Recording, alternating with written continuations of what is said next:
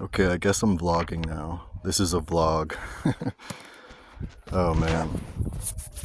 There's no direction. This is just Bodhi Unfiltered sharing. Beautiful day today here in Arizona. Sorry if you can't hear me that well. Turn up your volume. I'll work on a mic situation soon. Actually, my recording situation will be improved shortly.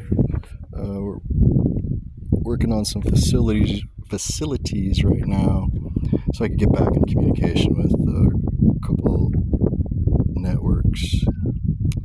I feel a little out of the loop right now, but it's all good. At the same time, it's giving me a great opportunity to drop into what's really going on, into the vibration within. I was just having a thought a moment ago as I'm sipping on this wonderful tea.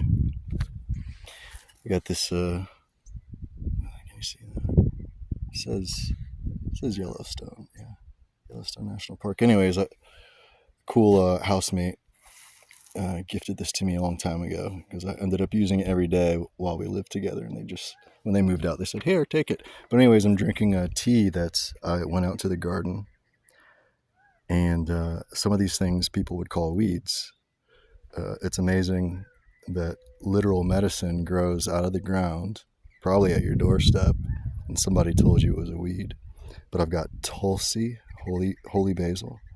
There's fennel in here. There's a little stinging nettle. There's some spearmint. There's some, it looks like chocolate mint, but I don't think it's a mint. There's some of that in here. And what else? It's a very delicious mix. So I'm sipping on that, nice, and I love my hot beverage.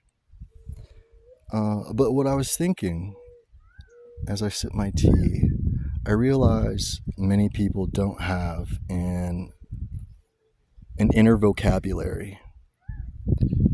Most people have not developed an inner language or an inner alphabet or an inner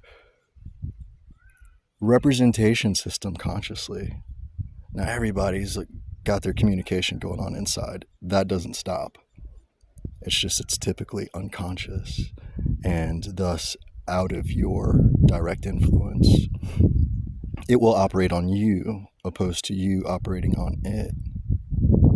And so I'm a bit dumbfounded by the state of modern society. I mean, I understand why it's this way. It's because you're too fucking powerful, right? And if everybody knew that, stable sociological systems really wouldn't last very long. There'd be a lot more turnover. There'd be a lot more chaos, but at the same time, there'd be a lot more innovation. Nonetheless, many people struggle with hearing what's going on inside them, and articulating it is especially a challenge for most people. And that's not a bad thing. It's actually pretty phenomenal when you think about the gap. There's a great distance between not knowing how to communicate to and with and from yourself to being more proficient in that, where that becomes your first language opposed to a non-language at all, or even a secondary.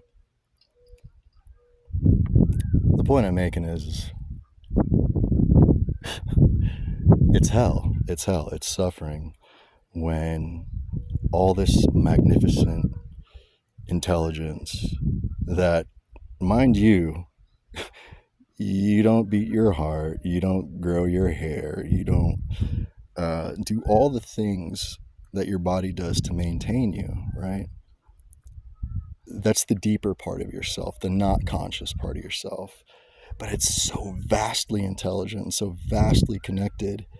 It's a crime to not be in communion, in connection, at least online, with what you got going on. And a lot of people will misinterpret their inner signals, right? and which could lead to a lot more confusion and a lot more actions that add to additional stress that, some stress is good. Some stress. But too much, especially when we take our creative ability, and that's in all of us. I don't care who you are. It's in everyone. So you can't say, oh, they don't have it. They don't have it. You can say that, but you're an idiot. Everyone's got it.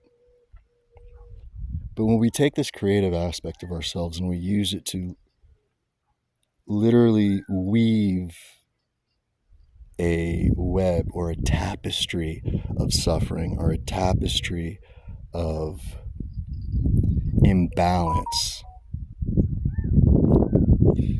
Got a text here. Give me 1 second, folks. I love you. Appreciate you.